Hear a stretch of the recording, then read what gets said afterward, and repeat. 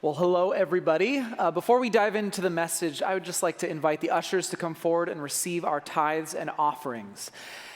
And as they're doing that, I'm going to go ahead and tell you that we are starting a new series today called Return to Eden. Return to Eden. And this is a series that's a type of series that at Grace we call BYOB, which just stands for Bring Your Own Bible. And this is a kind of series where not only do we talk about, what the Bible has to say about certain issues and topics, but we really want to equip you to be able to understand and to be able to study Scripture on your own. So it has two purposes, and the second purpose is really to be able to make this book a little bit more understandable for you so that you feel equipped to be able to look at it yourself and not just have to rely on us to tell you what it says, but to actually give you the confidence to dive in for yourself. Over the last few years, as a part of this sort of BYOB type of series, we've been walking through a narrative, a storyline of the people of God. And we began back in 2017, we talked all about Genesis, the beginning of Genesis and the creation story and the flood and all of that. And then we began looking through the patriarchs and the story of how God chose the Israelites and began to call them and save them from slavery in Egypt. And then he took them across the Red Sea. And then last fall, if you remember, if you were here, we looked at the part of the story where the Israelites were wandering through the wilderness and God was providing for them and they were doubting him and he was coming through for them and all of that. And that story ended with them right at the foothills of Mount Sinai. That's where we left them in the story. Mount Sinai is the place where God gave the Israelites the law, or what we sometimes call the law of Moses.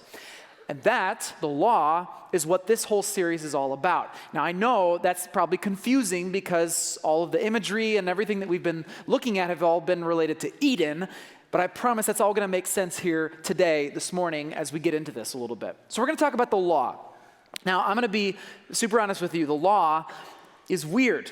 It's weird, and it's uncomfortable, and it's an odd and weird part of our Bibles. I mean, it is the kind of place that people go when they want to prove to you that the Bible is old-fashioned or weird or backwards or something like that. They go to the Old Testament law and they want to pull out quotes because it's just very, very, very different from our experience of the world. I mean, you open up the law and you're going to find multiple regulations about bodily emissions. You're going to have like all sorts of regulations about donkey thieves and like slaves and wizards. I mean, I'm not making that up. It's all very, very weird and it's uncomfortable. And if you're like me, for a long portion of my Christian walk, I just avoided reading the law entirely because it was just too weird for me. And frankly, I was kind of embarrassed by it. Okay. Maybe you feel like that.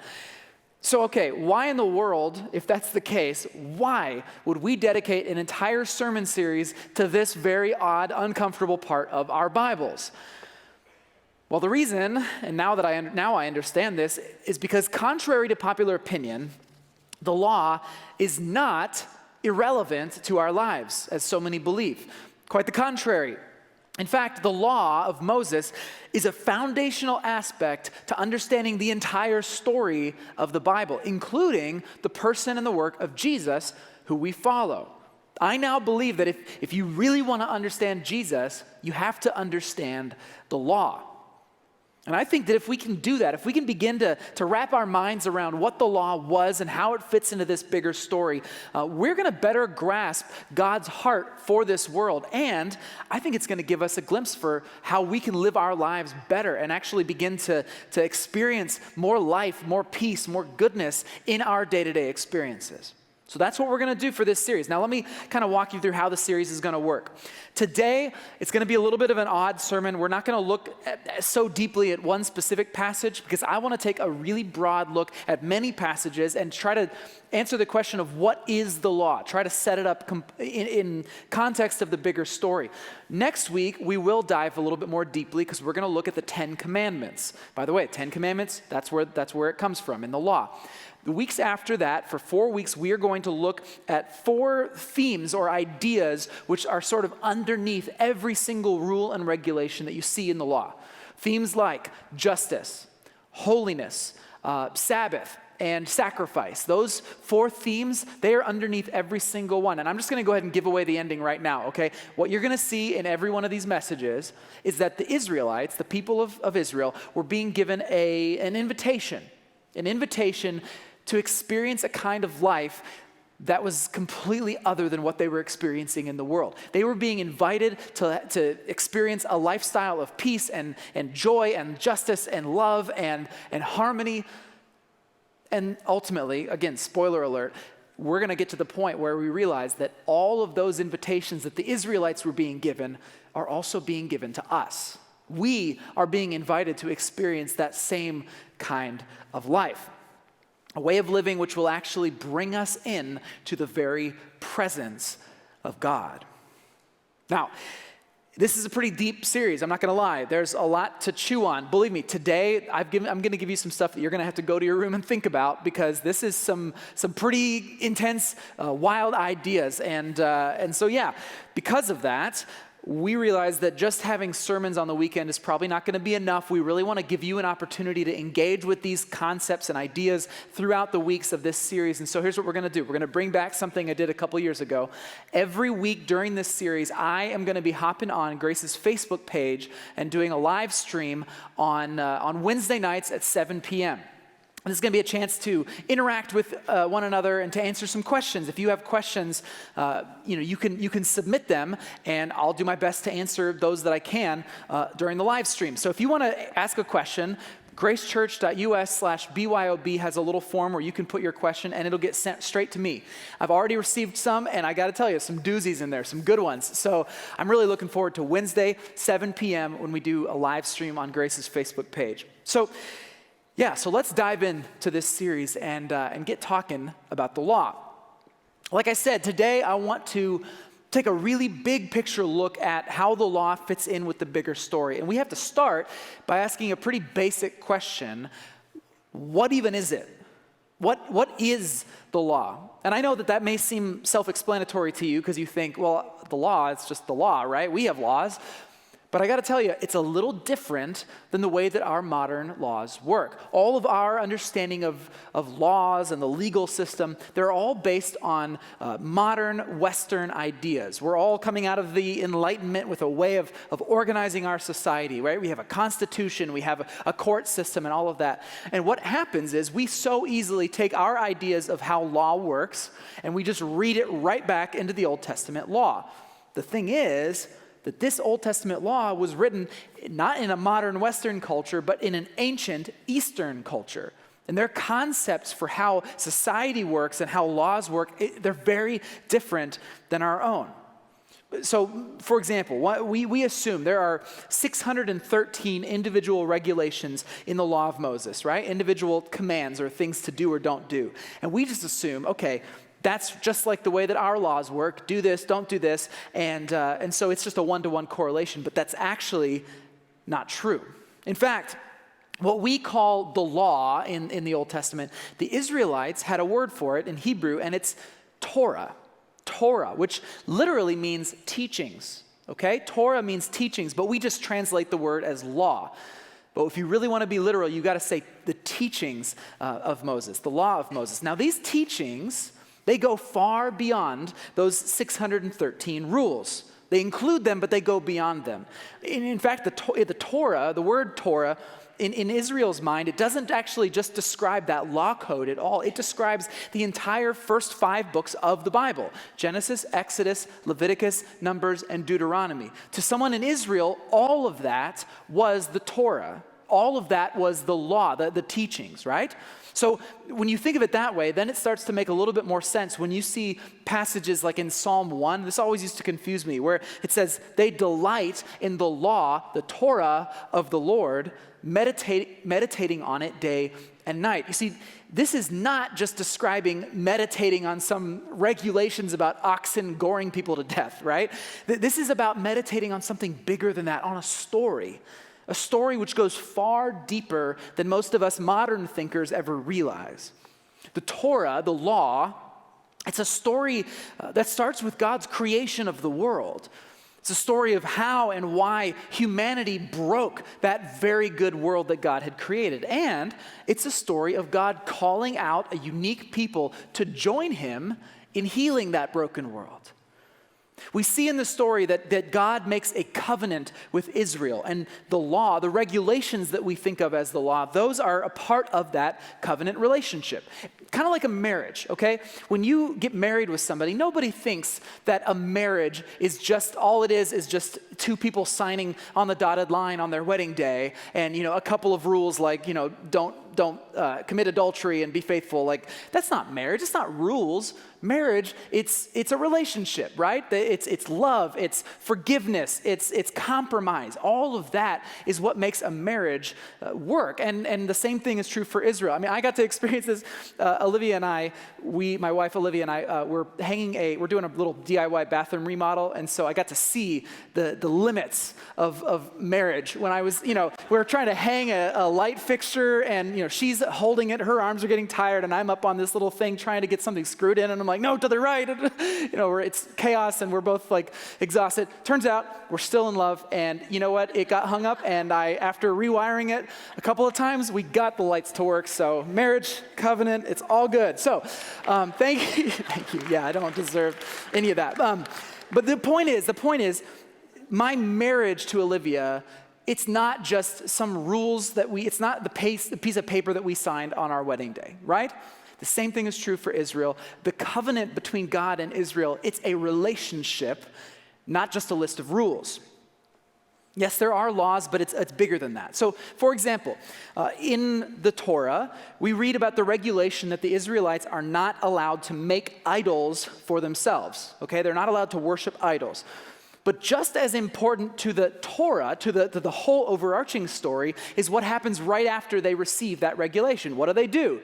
They make idols for themselves. You guessed it. So what you see in the story is God gives them a part of that covenant relationship, and then they immediately break it.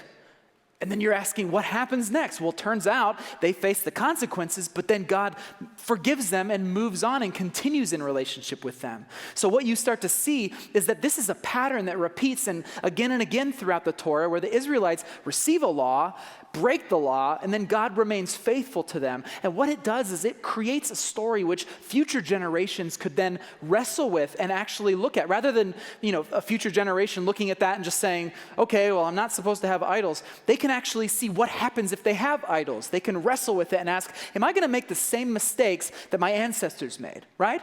So this is an ongoing story. Now, when you understand the Torah in this way, when you start to realize that this is not meant to just be some sort of comprehensive legal code, you start to realize that it's a story, it changes what it means and the role that it plays in the bigger story of the Bible. You start to see it as a story that continues from Genesis all the way through the rest of the Bible. And it's a story that actually continues into your life and my life today. That same story has not ended. It's continuing today. So here's what I want to do for the rest of our time today. I want to talk about that story. I want to see if we can wrap our minds around what is the story that the Torah is a part of, the story that you and I are a part of, and see if we can make sense of all of that. And as surprising as this might seem, this story, yes, the story about the law, it begins in the Garden of Eden. Now it's all connecting. You'll see. Okay, why we're talking about the Garden of Eden. So let's start there, and let me kind of recap a little bit of the story for you. In the beginning, that's how the Bible begins. In the beginning, God created everything. He created the heavens and the earth and life itself, and it was good. It was very good. But then, in the story, God creates something unique. He makes humans, and it says that he makes them in his image. He puts them on the earth to do two things, to serve and to protect creation in his name, to be the kings and the queens of the world, in other words.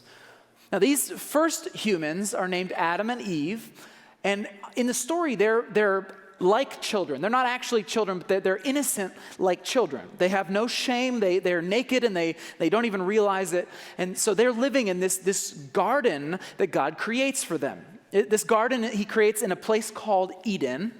And this whole place is a place of abundance and life in the story. Every plant, every creature, every blade of grass, everything is in harmony with one another. There's no death, there's no violence. It's beautiful. And in this place, in this garden, God walks with Adam and Eve and talks with them. And they're able to have a face-to-face relationship with the Creator.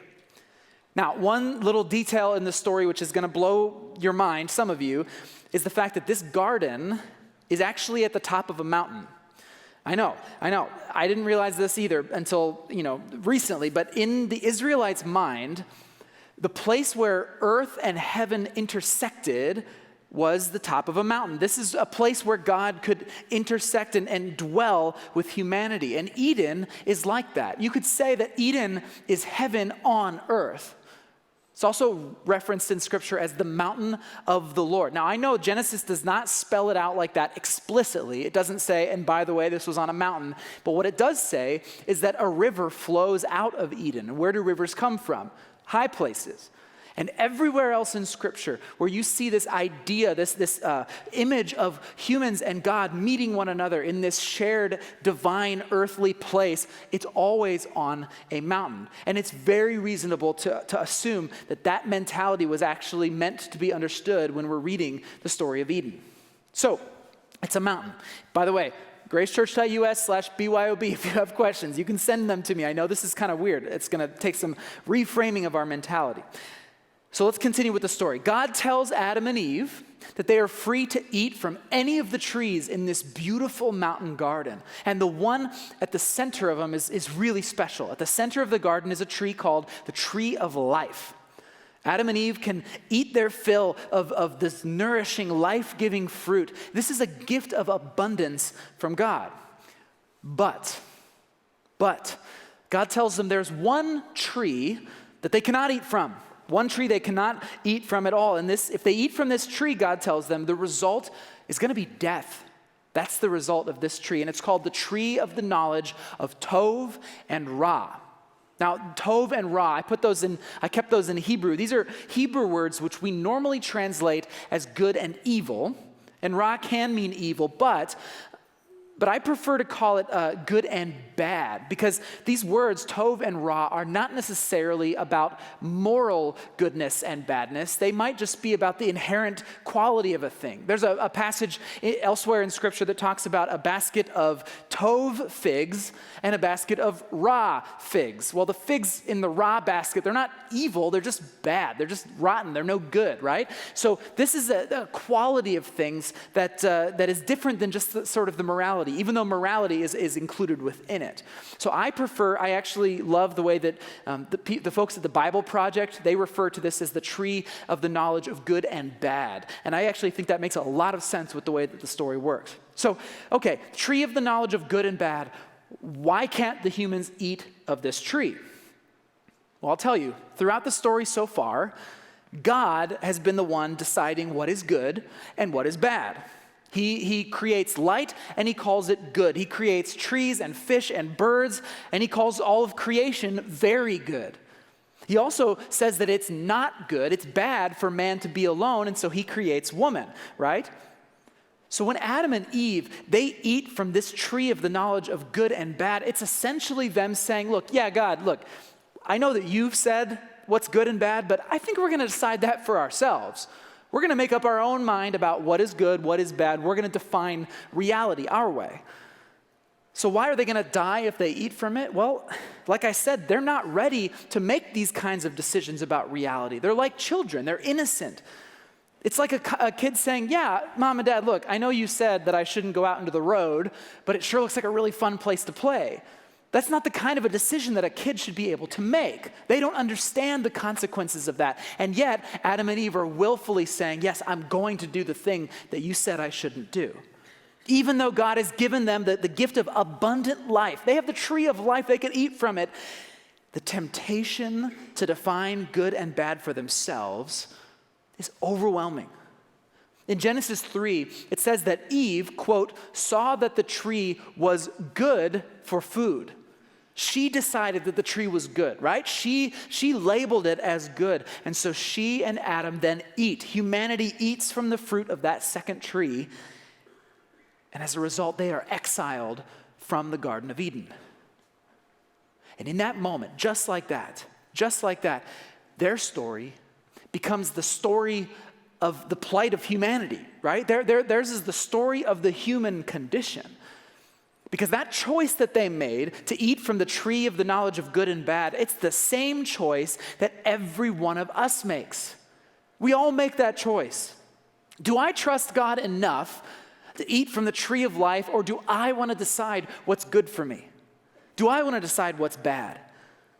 Guys, it is just so easy. We all know this. It is so easy for us to assume that God does not really have our best interests in mind. Just like Adam and Eve, we all eat from that second tree again and again and again and again. We make ourselves gods. We define reality, and the consequences of that choice, they echo into our world. Just like Adam and Eve and the relationships that follow, these relationships with one another, with creation itself, they all start to break down. Hatred and violence and selfishness and abuse, all of this flows out of that choice. Our addiction to self is overwhelming, and it has consequences. We cannot seem to stop eating from that tree.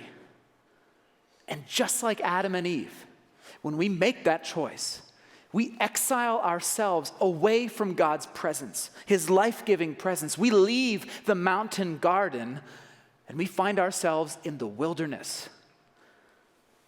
And as God promised, the result of that choice is death. That's what we experience. We do experience physical death, but not just that.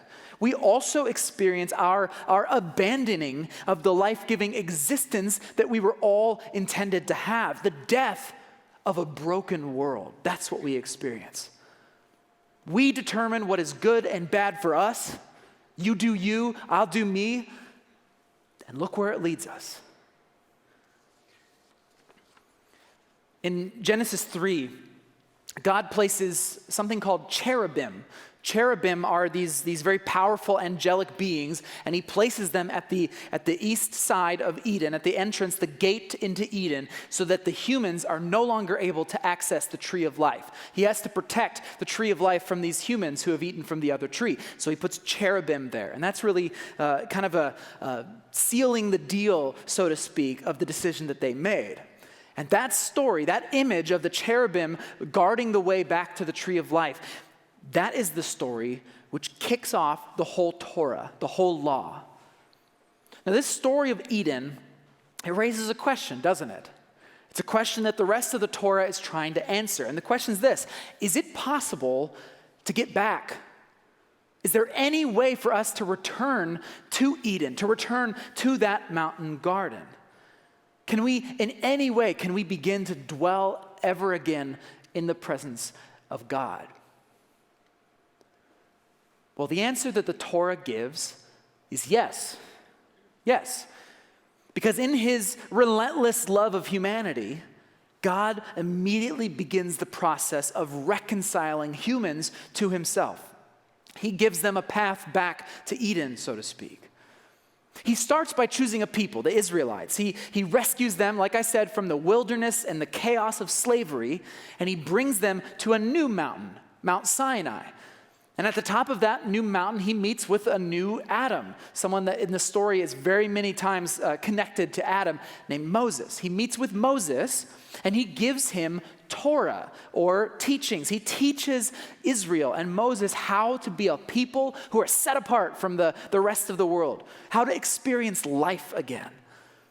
Now, a lot of the Torah, this law specifically revolves around something called the tabernacle. And there are tons and tons of rules and regulations about exactly how to construct the tabernacle, which was essentially like a mobile tent that they could, set up and take down in the wilderness where God and his people could meet. The tabernacle was mobile, but eventually later, I've got a couple photos I just randomly found online. On the left there, that's an image of someone made of the tabernacle, and on the right, that's a more permanent structure that's called the temple, which became sort of the permanent home of what was then the tabernacle. Now, of course, little fun detail, guess where the temple was built?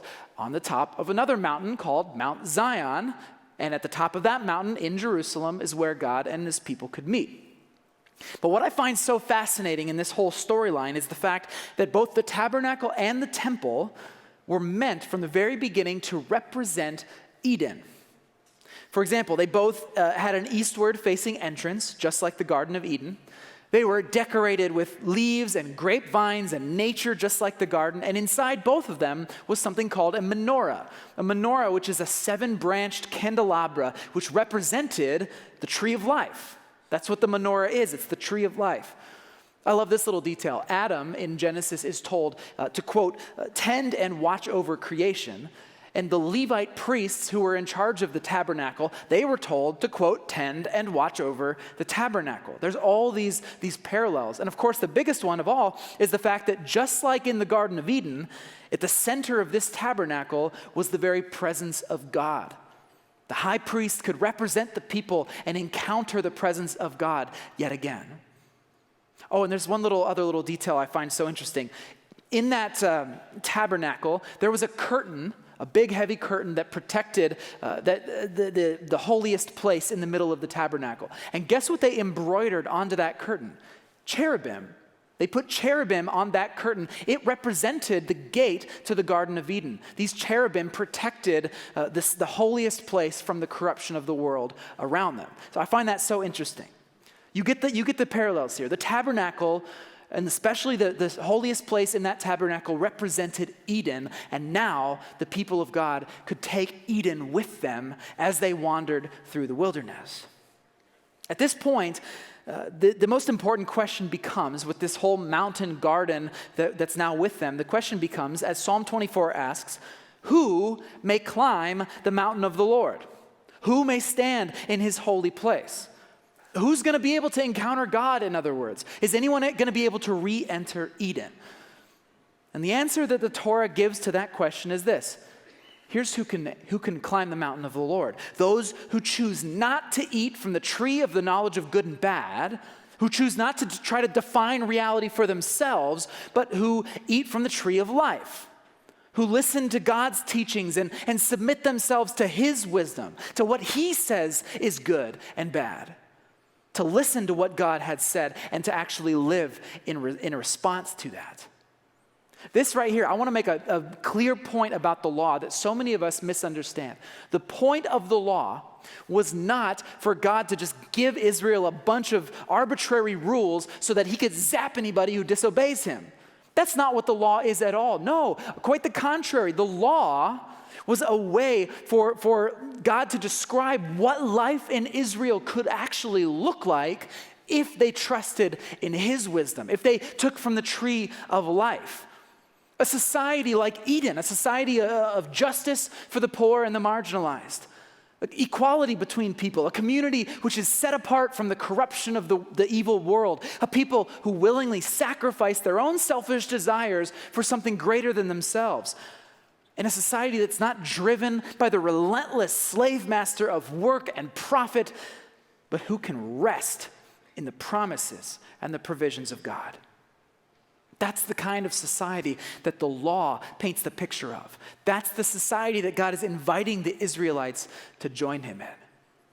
Now, at the end of his life, you can read this in Deuteronomy 30. Feel free to turn there if you want. It's just a short little passage. But Moses, at the end of his life, this is actually at the end of the Torah as well, he basically recaps the entire story of the Torah. He walks the people through all of what they've experienced, reminds them of all the laws, and then he says this, and I find this so fascinating. He says, "Today, I've given you the choice between life and death, between blessings and curses. Now I call upon heaven and earth to witness the choice you make.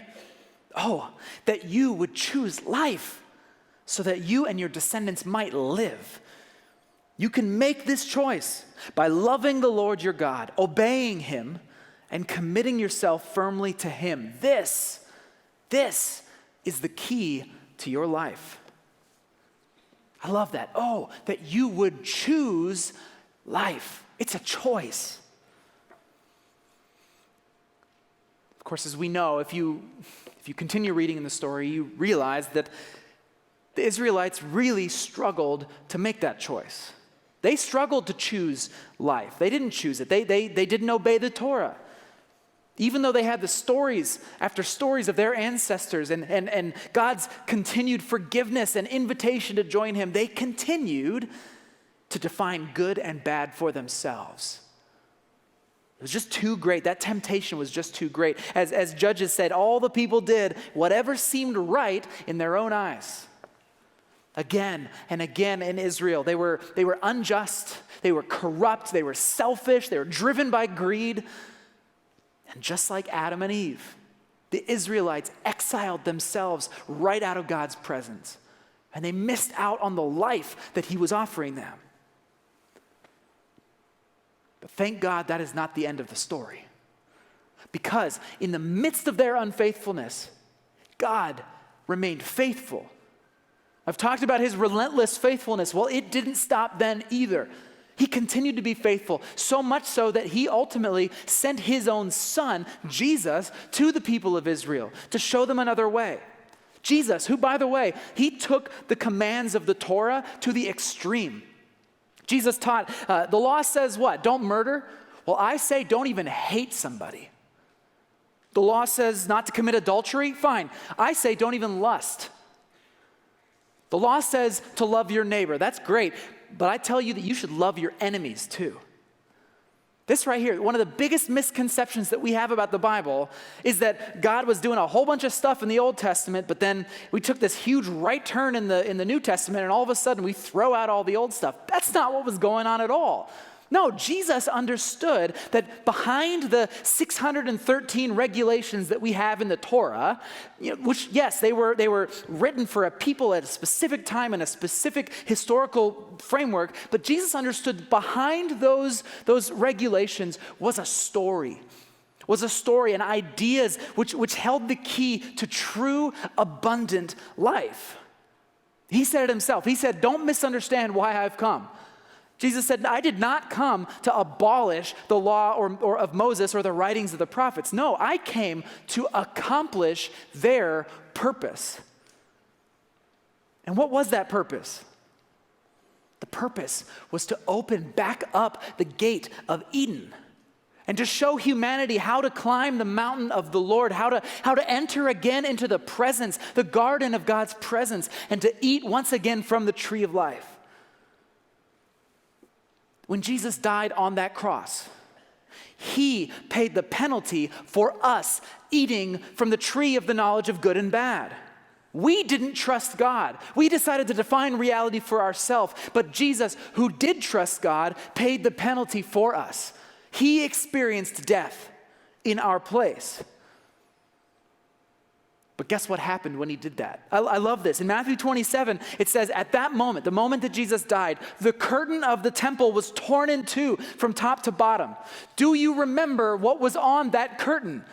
Cherubim, just like the ones that were guarding the way back into Eden. The curtain was torn, the gate was open.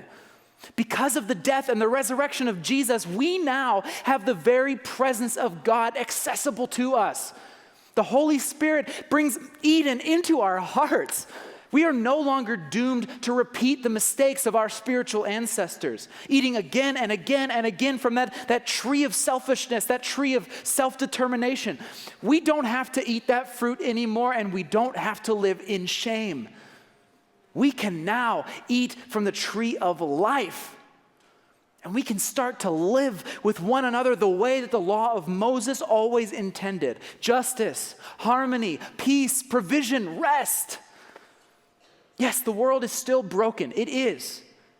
The world is still broken. Our experience of Eden is still just a taste of what's to come. But God is in the business of healing this broken world.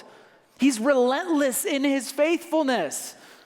And he is inviting us to join him in that mission. And thanks to Jesus, we now, in the midst of this healing of a broken world, we now can have confidence that after these bodies die is new creation. New creation where we can once again dwell face to face with God in that mountain garden. That is a story worth living for. And that Yeah, amen to that. And this is the story that we're going to be spending these next few weeks looking into. This is the story of the Torah, how the Torah, the law of Moses, is just the first chapter of a story that continues even today, that every one of us is still caught up in. The story of humanity learning to trust in a God who offers life to every single one of us. A God who offers life and joy and peace and rest and harmony to you. To you. You're worth it because God says you're worth it. And he wants you to taste from the tree of life, that gift of abundance that's for you. Thanks for watching, but don't stop there. We want you to find community at Grace Church, and the first step in doing that is going to gracechurch.us/hub. There you'll find other sermons, details about upcoming events, and other important announcements. You'll also find service times and locations for all 3 of our Grace Church campuses. We would love for you to join us. And make sure you subscribe to our channel so you don't miss out when we post something new. Thanks again for watching. We'll see you next time.